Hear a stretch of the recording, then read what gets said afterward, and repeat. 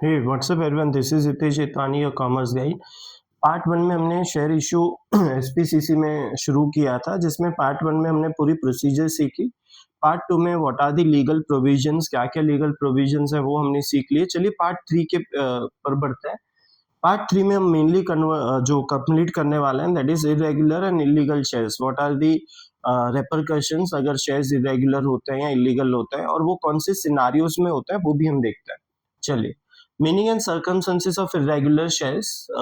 Irregular shares, allotment of shares when the shares are allotted without fulfilling the statutory provisions. बेटा last lecture में हमने last part में हमने 14 different provisions देखे थे। वो प्रोविजंस अगर फुलफिल नहीं होते हैं तो वो शेयर्स इरेगुलर कंसीडर करे जाएंगे। Shares are allotted without receiving minimum subscription. हमें पता है बेटा कितना था minimum subscription, that was minimum 90% subscription आना जरूरी है। A copy of prospectus is not filed with registrar. अगर आपने जो प्रोस्पेक्टस है वो सेबी से और कंपनी रजिस्ट्रार से अप्रूव नहीं करवाया है, even that chance as well the shares will become irregular. Third one, अगर कंपनी ईएमआई पे शेयर्स को इशू करती है तो 5% एप्लीकेशन अमाउंट रिसीव करना इट इज मैंडेटरी, और वो भी अगर नहीं करा गया है तो शेयर जो है वो इरेगुलर हो सकता है। चलिए ये वाले भी पढ़ लेते हैं। Escrow bank account is not open with the bank. Company has to open escrow account, अगर वो ओपन नहीं करवाया गया है। Listing agreement is not made with recognised stock exchange NSDL और सीडीएसएल के साथ अग्रीमेंट नहीं करा गया है। Depository participant recognised stock exchange BSC NSC रहेगा, और हमारी डिपोजिटरी पार्टिसिपेंट जो है वो एनएसडीएल सीडीएसएल रहेंगे, वो हमें ध्यान रखना है। Shares are allotted without observing guidelines issued by SEBI and provision of Company Act, and information given in prospectus is misleading. अगर जो भी इंफॉर्मेशन हमने मतलब लिखी है प्रोस्पेक्टस में, वी शुड मेक श्योर कि वो इंफॉर्मेशन जो है वो टोटली करेक्ट होनी चाहिए। There should be no misleading information, otherwise shares irregular हो सकते हैं। नाउ इसकी इफेक्ट्स क्या है कि सर अगर शेयर्स इरेगुलर होते हैं तो when allotment of share is irregular, applicant can get allotment cancelled on his option and can get refund of this amount. Applicant जो है वो अपनी अमाउंट रिसीव कर सकता है, कंपनी से रिफंड मांग सकता है, but this procedure has a time limit. तो टाइम लिमिट के बारे में पढ़ते हैं। Application for cancellation of share allotment can be made with in 2 months। हमें ये ध्यान रखना है कि शेयर इरेगुलर है, कोई प्रोविजन का फुलफिलमेंट नहीं हुआ है, तो उसके लिए जो कंप्लेंट है that must be given with in 2 months। Okay, with in 2 months of allotment of shares if allotment was done after the first statutory meeting. अब हमें रिफंड जो है वो कब मिलेगा, तो चलो बेटा मैं वो भी बता देता हूँ। पहला, the director is personally responsible for irregular of shares. Director has to pay the amount, compensate the amount, and director would pay the amount within the 2 years।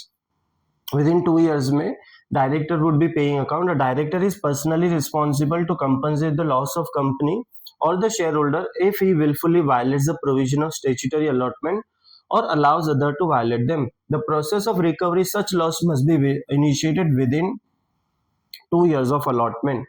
ठीक है, so within 2 years you would be getting your amount back if the shares were irregular.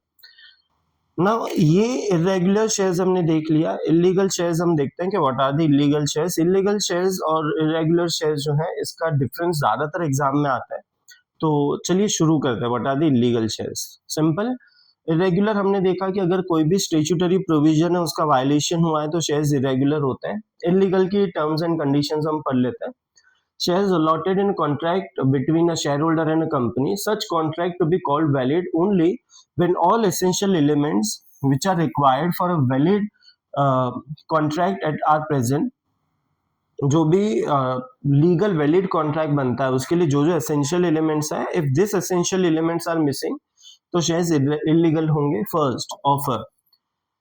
Offer का मतलब ये है कि we have only one option. हम shares को अगर इशू करना चाहते हैं तो वी हैव ओनली बीएससी और एनएससी के थ्रू ही हमें जाके शेयर्स को अलॉट करना पड़ेगा। अगर कंपनी ने वो प्रोसीजर ना करके, if company has adopted any other procedure, तो वहां पे शेयर्स इरेगुलर हो जाएंगे। Secondly, acceptance of offer. बेटा ये हमने देखा था कि एक्सेप्टेंस ऑफ ऑफर का मतलब पेमेंट का जो टाइम है that is of 3 to 5 days। तो with in 3 to 5 days, 3 working days होते हैं। अगर बिफोर 3 days कंपनी आपके ऑफर एक्सेप्ट करने से मना कर देती हैं, ये 3 दिन से ज्यादा भी जाता है, तो in that case as well वो शेयर्स इलीगल हो सकता है। Informing the acceptance of offer, मैंने आपको ये बताया था, जैसे ही आप आपकी अमाउंट जो ब्लॉक करी जाएगी, तो वो अमाउंट जो है उसका कंफर्मेशन आपको एसएमएस और ईमेल के थ्रू बताया जाएगा। It is mandatory. अगर कंपनी ने आपको एसएमएस और ईमेल नहीं कराए, in that way this procedure also becomes illegal shares. और कंसीडरेशन का सिंपल मतलब होता है money. So there was in past there was a system कि हम फिजिकली शेयर्स को खरीद सकते थे। अब we have only ASBA process, जहां पे हमें अमाउंट पे करना पड़ेगा और उसके लिए that is considered as a consideration. Without consideration आज की तारीख में कोई प्रोसीजर नहीं है शेयर को इशू करने के। उसके अलावा we have more scenarios as well. If shares are allotted against the provision of article of association, article of association document हम जानते हैं कंपनी के internal rules and regulations हैं। If shares are allotted by an individual director, कोई अगर अकेला director shares को issue करता है, then it also becomes illegal. If shares are allotted by violating essential provisions as well, ठीक है, तो ये हमें ध्यान रखना है। There is a way. Irregular shares में you should make a complaint within 2 months, you would be getting refund within 2 years, and for that process the director is personally liable. Illegal shares जो है वो पहले दिन से ही void consider होता है, वो कैंसिल हो जाता है। सो यहाँ पे जो है लीगल एक्शंस जो है वो लिए जा सकते हैं, but there are the high chances जो है कि वो आपको रिफंड नहीं मिलेगा।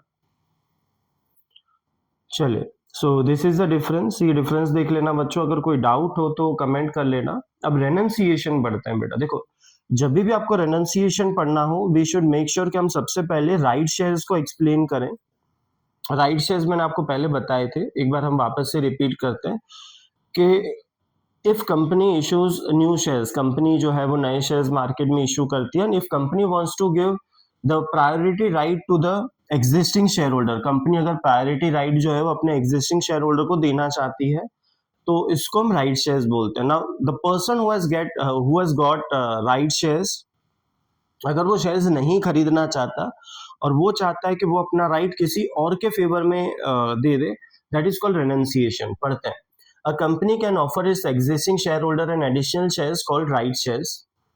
Renunciation is a process where an existing shareholder can give up some or all shares offered as a right shares to him in favor of another person. The shareholder is expected to fill a form. अब ये जो form होगा, ये form 2 part में divide रहता है, जहाँ पे पार्ट ए में सेलर अपनी डिटेल भरेगा, पार्ट बी में जो बायर है उसकी डिटेल भरी जाएगी यहाँ पे। Now the first part of the letter of renunciation in which original shareholder signs, जहाँ पे ये शेयर होल्डर साइन करेगा और वो बताएगा कि वो किसके फेवर में शेयर्स करना चाहता है और रेनंशिएट करना चाहता है। The second part is request for the allotment of share. The person in whose favour, जिसके फेवर में ये शेयर्स दिए जा रहे हैं, उसकी वहां पे साइन होगी, उसकी डिटेल भरी जाएगी, and this is called renunciation of shares. ये इस तरीके से वर्क करेगा। ओके, शेयर सर्टिफिकेट की अगर हम बात करें तो बेटा ध्यान रखना है कि statement of share allotment is a proof that you are having shares. एक ऐसा लीगल टाइटल है जो प्रूव करता है कि you are holding the shares, you are the real owner of the shares. So what different things are mention in your share certificate, तो हम यहाँ पे बेटा मैं आपको बता देता हूँ। Statement indicating number of shares allotted to each participant is called share allotment statement. In such a statement the name of applicant, जो एप्लीकेंट है मतलब आपका नाम होगा, आपका एड्रेस होगा, number of shares applied for, number of shares allotted, demat account number होगा वहां पे, डिपॉजिटरी आईडी होगा, परमानेंट अकाउंट नंबर का नंबर होगा। These are the things which are mentioned there, and that is enough to prove yourself that you are holding the shares, you are the real owner of the share। इस पूरी procedure में अगर हम देखें कि company की duties क्या क्या हैं, कि कंपनी सेक्रेटरी जो है वो क्या क्या प्रोसीजर करेगा इसमें, तो चलिए देखते हैं कंपनी सेक्रेटरी की ड्यूटीज क्या क्या आती हैं। पहला, opening bank account. Company secretary has to open a bank account. Drawing an agreement with BSC और एनएससी स्टॉक एक्सचेंज के साथ अग्रीमेंट करना पड़ेगा। Drawing an agreement with intermediates like lead manager, registrar, bankers, depository participant, इनके साथ भी agreement करना है। That company secretary has to do that.